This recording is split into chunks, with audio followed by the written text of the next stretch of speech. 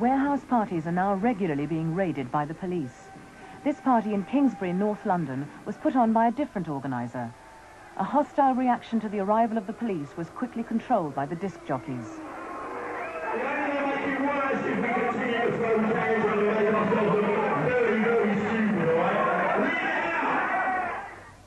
Tonight's biggest acid house party is to be at a disused warehouse in West London. The venue has been kept secret, but already there are problems for the person in charge of security. There's some friends of mine who are running it, and they've discovered their phone's been being tapped all day, which to me is an outrageous waste of, I don't know, police time, home office money, whatever. What evidence have they got for the phones being tapped? Well, it's quite funny, actually. My friend Jeremy picked up the phone, and there was recordings of his voice actually speaking to you from the morning, coming out of the phone. But it was an earlier party in the peaceful setting of Sevenoaks in Kent which led to the most controversial policing so far. A raid on an acid house party ended in violence and led to over 20 formal complaints against the police.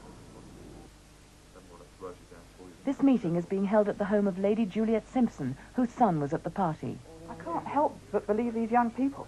I do think we've got the best police force in the world, and I'm very proud of British police. But there's been too many stories like this, and I think it'd be tragic if the police went down the route of control by violence. The party was in a derelict house in a business area of Sevenoaks. At midnight, about 60 policemen arrived. A group of them burst in to search for drugs. It was alleged that none of the group were in police uniform. And the first thing I saw, well, what appeared to be was a bunch of hooligans coming charging through the door with big black sticks flailing in the air, shouting, "Get on the effing floor, you lowlifes." The people that didn't get on the floor immediately were just beaten on the floor, beaten to the floor.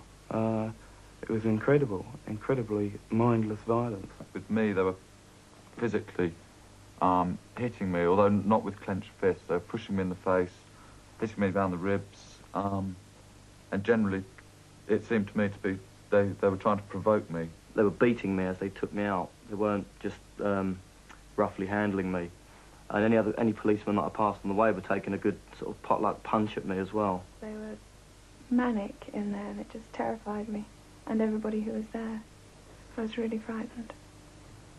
6 people were charged with public order offences. Because of these charges, the Kent police declined to appear in the programme. They said that 3 policemen had been injured and denied that any police officer had used unnecessary violence. So far, nobody has been charged with drugs offences. Don't you think it's important that if the police fear that offences, whatever offences are being committed, that they should go in and attempt to do something about the problem? I don't think it was a situation to fear. The inspector from Sevenoaks has made this point in our local paper, that his young officers had to face a terrifying situation. Well, my response to that would be, there's nothing terrifying about going in somewhere and seeing people dancing and girls sipping wine. The police knew there was going to be a party, and they could have stopped it getting going by patrolling the grounds in the early evening, so the music wouldn't have been set up, then there wouldn't have been a party. Instead, someone must have made the decision to let the party get going and then break it up. Some people involved in acid house music accuse the police generally of overreacting to the press stories.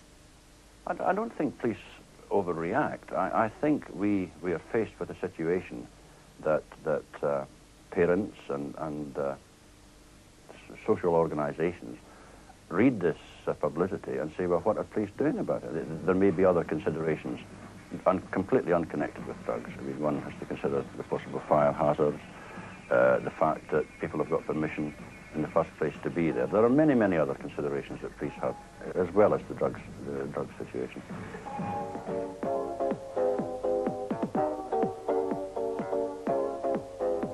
As another Saturday night falls upon us, in addition to the warehouses I've already mentioned, West Side people, yeah? Meet at Catford Station. And essential, get there early. As we all know, the police are going to break it dead early. We've got 20 buses going from all over London. People have actually hired their buses to come here, right, to the do. They'll come here, then the buses will go to the do, because it's very secret, as you can understand. But the thing is, once we're in there, the police can't stop it, right, because there's too many of us. and people enjoying themselves. How many people do you think will end up there? Tonight about 4,000. They're coming from Brighton, they're coming from Manchester, they're coming from Luton, Portsmouth, all over the place.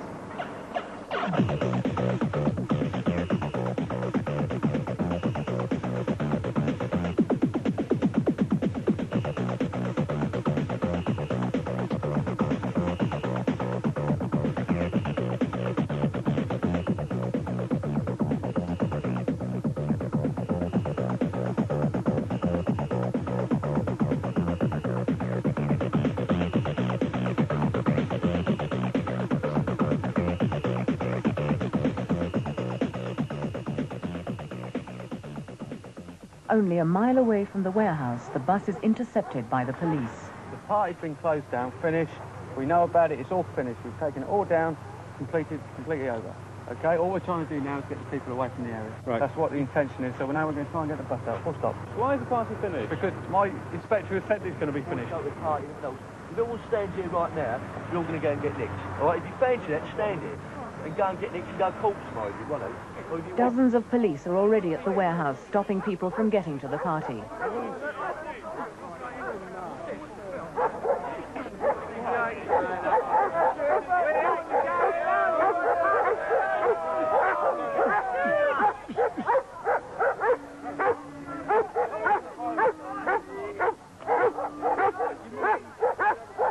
Well, I think, you know, a lot of the police here are very understanding. I don't think they really want to be here. I think they've got better things to be doing, you know. And it's just a terrible shame. There's 3,000 disappointed people all going off home. Well, this is really what's been happening every weekend. It's getting more and more depressing. The police told us that nobody had complained, and there was no evidence of drugs. The same night, they stopped 5 other parties in London. The organisers say that in 2 weeks' time, they'll put on another secret warehouse party, and the game will begin again.